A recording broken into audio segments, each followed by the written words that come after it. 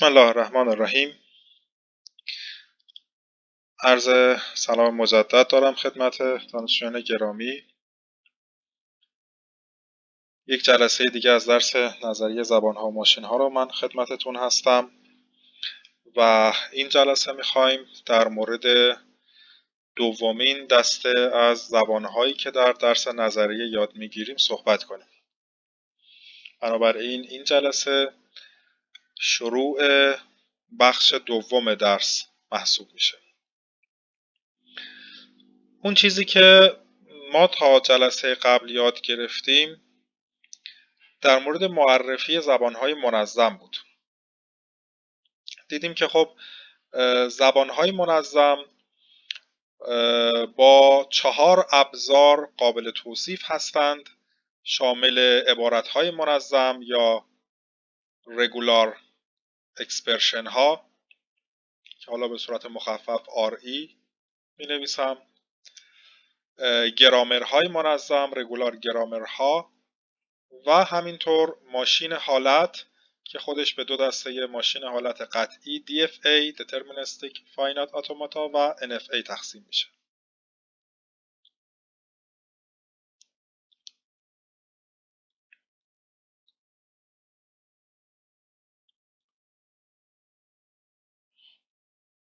خب عذر میخوام ظاهرا بله لحظه قلمم نمی نوشت. خب اون چیزی که اساس زبانهای منظم هست اینه که در اصل زبانهای منظم یک جور الگو رو توصیف میکنن. مثلا الگوی ایمیل رو شما میتونید به راحتی با زبان منظم توصیف کنید.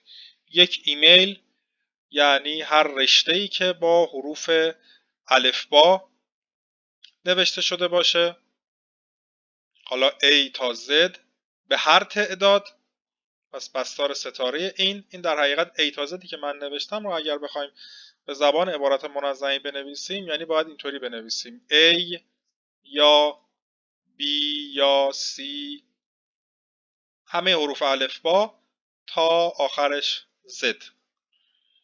بستار ستاره این،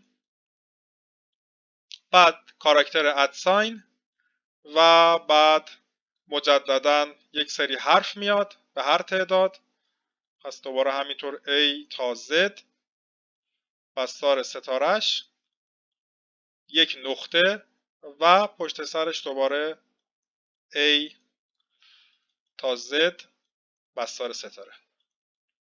خب عبارت منظم هدف اصلیش در حقیقت تعریف الگوی چنین چیزایی هست، تعریف الگوی کلمات یا لغات هست. البته این چیزی که من اینجا نوشتم درست و دقیق نیست، دارای اشکالاتی هست. مثلا اینجا چون بستار ستاره استفاده شده، بستار ستاره میتونه لاندا باشه، پس عملا این رشته در این عبارت منظمی که نوشتیم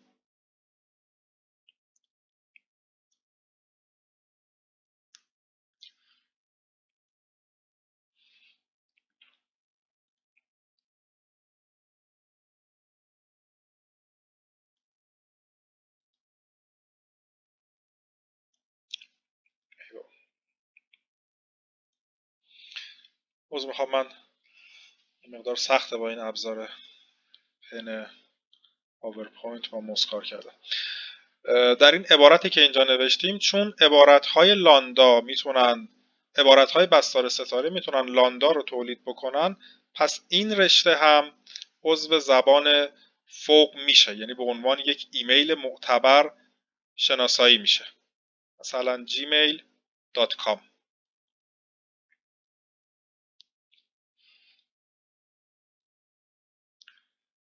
این .com رو که بخش آخر رشته تولید میکنه، دات توسط اینجا تولید میشه، جیمیل توسط این بخش تولید میشه، ادساین هم توسط این بخش تولید میشه و بخش اول هم چون بستار ستاره هست هیچ چیزی تولید نمیکنه که خب این غلطه. یعنی ما باید در الگوی ذکر شده تو اینجا یه سری تغییرات ایجاد بدیم و خب اون تغییراتی هم که نیاز داریم اینه که بستار ستاره اینجا درست نیست، بستار به علاوه باید باشه، یا حالا میتونیم به صورت A تا Z پشت سرش بستار ستاره A تا Z قرار بدیم که حداقل یک کاراکتر باید در ایمیل وجود داشته باشه.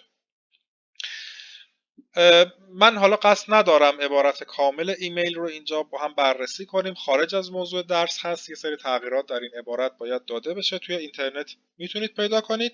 بیشتر از این جهت این موضوع رو مطرح کردم که عبارت‌های منظم کاربرد اصلیشون تعریف الگوی کلمات و لغات و حالا دقیقا بخش‌های مختلف ورودی مثل ایمیل و تلفن و اینجور موارد هست.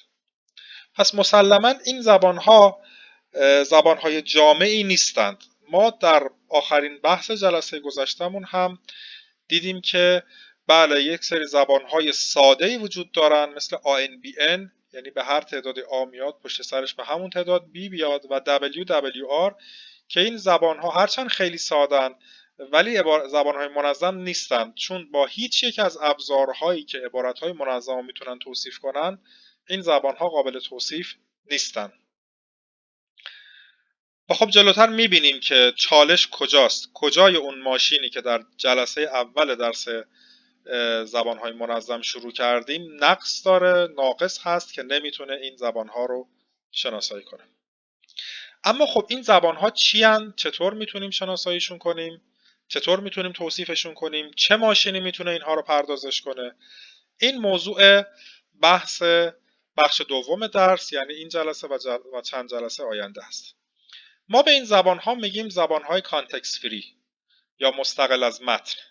حالا چرا بهش میگن مستقل از متن؟ این واژه استقلالی که اینجا اومده چه معنی داره جلوتر بهش میرسیم. فعلا شما در همین حد بدونید که اسم این زبانها که یک دسته بزرگتری از زبانهای منظم هستند زبانهای مستقل از متنند و این زبانهای مستقل از متن در حقیقت ابرمجموعه زبانهای منظم هستند، یعنی زبانهای منظم خودش زیر مجموعه این هست.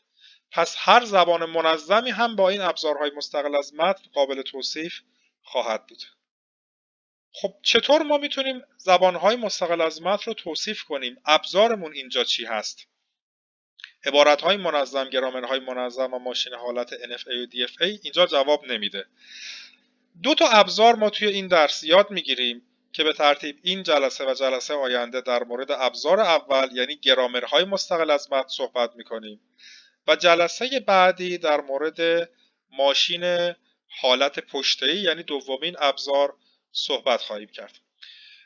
نکته‌ای که اینجا وجود داره اینه که این گرامرهای مستقل از متن که یک نوع کامل تر شده‌ای نسبت به گرامرهای منظم هستند و ماشین حالت پشته‌ای در حقیقت ماشین حالتی هست، یعنی یک جور فاینات اتومات هست که نقاط ضعف NFA و DFA رو برطرف کرده. NFA و DFA چرا نمیتونستن عبارتهای زبانهای مستقل از متن رو پردازش کنن؟ چون حافظه نداشتند.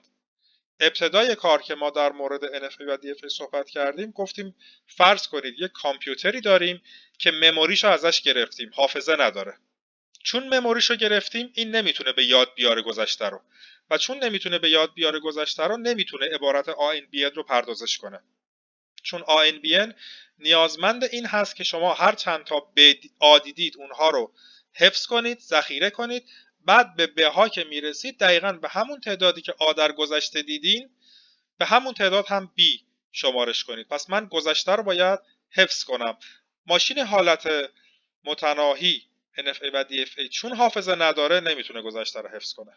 پس ما اینجا در این ماشین یه تغییر ایجاد میکنیم، حافظه رو به ماشین اضافه میکنیم و حافظه‌ای که ایجاد میکنیم از جنس پشته است که توی جلسه خودش در موردش صحبت میکنیم. این دوتا ابزاری هستن که اینجا در زبانهای مستقل از متن برای ما کاربرد دارن و استفاده میشن. خب اجازه بدید ببینیم که ابزار اول یعنی گرامرهای مستقل از متن دقیقاً به چه معناست و چطوری کار میکنه.